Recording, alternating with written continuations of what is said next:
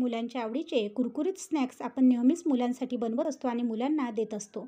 पण कधी पोह्यामध्ये मक्याचे दाणे टाकून तुम्ही हे स्नॅक्स बनवले का? नक्कीच बनवलं नसेल. तर आज नक्की बनवा. नमस्कार, मी प्रीती खंडार रेसिपीजमध्ये तुमचं खूप खूप खूप स्वागत. तर इथे बघू शकता एक मोठा कप एवढे पोहे मी इथे घेऊन घेतलेले आहे. इथे मी जाड पोहे घेत आहे. तुम्ही त्याऐवजी पातळ पोहेसुद्धा घेऊ शकता. आता हे जे आपण पोहे घेतलेले आहे ते मिक्सरच्या पॉटमध्ये आपल्याला बारीक करून घ्यायचे आहे. आणि बारीक केलेलं जे पावडर आहे ते आपल्याला एका भांड्यामध्ये काढायचं आहे. भांड्यामध्ये काढल्यानंतर त्याच्यातलं काही थोडं पावडर ठेवायचं आहे आणि ते आपल्याला दुसऱ्या भांड्यामध्ये काढायचं आहे. आता बघा त्याच मिक्सरच्या पॉटमध्ये आपल्याला मक्याचे दाणे घालायचे आहे आणि ते दाणेसुद्धा आपल्याला जाडसर असे वाटून घ्यायचे आहे. इथे आपल्याला जे दाणे आहे त्याची बारीक पेस्ट करायची नाही आणि दाणे ते जास्त जाडसरही ठेवायचे नाही. मध्यम इथे आपल्याला ते वाटायचे आहे. तर वाटल्यानंतर आता ते सुद्धा आपल्याला या पिठावर टाकून घ्यायचं आहे. आता त्याबरोबरच आपल्याला हिरवा कढीपत्ता आणि 2 अशा हिरव्या मिरच्यासुद्धा चिरून आपल्याला याच्यामध्ये घालून घ्यायचे आहे. त्याबरोबरच आता आपल्याला काही मसाले याच्यामध्ये ॲड करायचे. चवीनुसार मीठ घालायचं आहे, अर्धा चम्मच एवढं तिखट घालायचं आहे, किंचित एवढी हळद घालायची आहे आणि थोडं धनेपूड घालायचं आहे.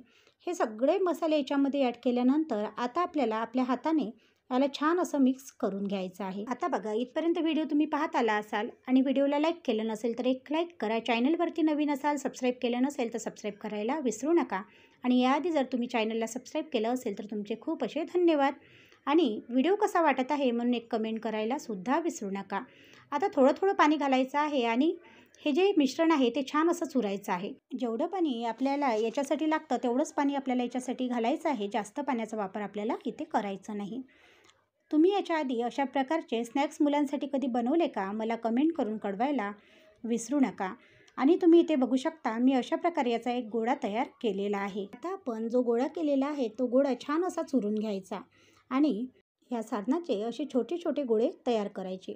छोटे छोटे गोळे तयार करायचे, हाताला थोडं पाणी लावायचं आणि गोलाकारमध्ये याचे छान असे स्नॅक्स बनवायचे. आता बघा मी असे गोलाकारमध्ये स्नॅक्स बनवत आहे. तुम्हाला जर आवडत असेल तर तुम्ही चौकोनी बनवू शकता किंवा त्रिकोणीही इथे बनवू शकता. म्हणजे आपल्या आवडीनुसार आपण याला आकार देऊ शकतो. आता अशा प्रकारे मी पूर्णतः जे सारण आहे त्याचे अशा प्रकारे स्नॅक्स करून घेणार आहे. आज आपण पोहे व मक्याच्या दाण्यापासून जे स्नॅक्स बनवत आहोत ते चवीला तर खूप चविष्ट बनतात, पण कुरकुरीतही खूप मस्त असे बनतात. म्हणजे जर मुलांसाठी तुम्ही बनवत असाल तर नक्की अशा प्रकारचे स्नॅक्स तुम्ही बनवा. या प्रकारे मी पूर्णतः जे स्नॅक्स आहे ते अशा प्रकारे बघा बनवून घेतलेले आहे. स्नॅक्स बनवणं झाल्यानंतर आता आपल्याला एकीकडे जे आपण पोह्याचं पीठ ठेवलेलं होतं ते पीठ इथे घ्यायचं आहे. पीठ घ्यायचं आहे आणि एक एक स्नॅक्स आपल्याला त्याच्यामध्ये टप करायचं आहे. हे जे पीठ आहे ते आपल्याला ओलं करायचं नाही, तर इथे कोरडंच पीठ आपल्याला वापरायचं आहे. तुम्ही बघू शकता अशा प्रकारे पीठ घ्यायचं आहे आणि त्याच्यामध्ये अशा प्रकारे ते टाकायचं आणि अशा प्रकारे त्याला असं टप करून काढून घ्यायचं. आता एकीकडे गॅसवर कढई गरम करायला ठेवायची आहे. कढईमध्ये थोडं तेल घालायचं आहे. जास्त तेल इथे आपल्याला वापरायचं नाही आहे.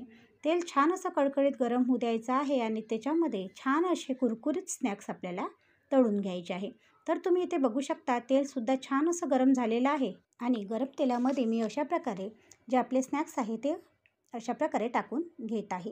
स्नॅक्स पूर्ण टाकल्यानंतर आपल्याला एका साईडने कुरकुरीत होईपर्यंत हे स्नॅक्स तळून घ्यायचे आहे.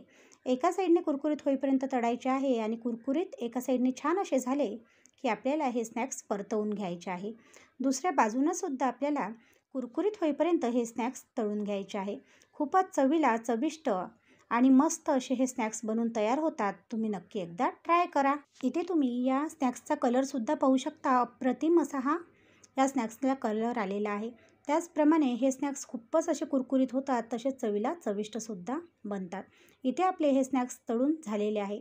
त्याबरोबरच मी बाकीचे जे स्नॅक्स आहे ते सुद्धा छान असे तळून घेणार आहे. इथे आपले स्नॅक्स तळून झालेले आहे. आता हे स्नॅक्स मी एका प्लेटमध्ये काढून घेणार आहे आणि तुम्ही इथे बघू शकता कलर बघू शकता किंवा हे स्नॅक्स बघू शकता. मस्त असे इथे झालेले आहे. त्याबरोबर मी हिरवी मिरची तळलेली आहे. त्याऐवजी तुम्ही टोमॅटो सॉससुद्धा वापरू शकता. आजची ही रेसिपी तुम्हाला कशी वाटली कमेंट करून कळवायला विसरू नका. रेसिपी थोडी जरी आवडली असेल तर व्हिडिओ जास्तीत जास्त शेअर करायला सुद्धा विसरू नका, कारण मी अशाच नवनवीन रेसिपीज तुमच्यासाठी घेऊन येत असते. धन्यवाद.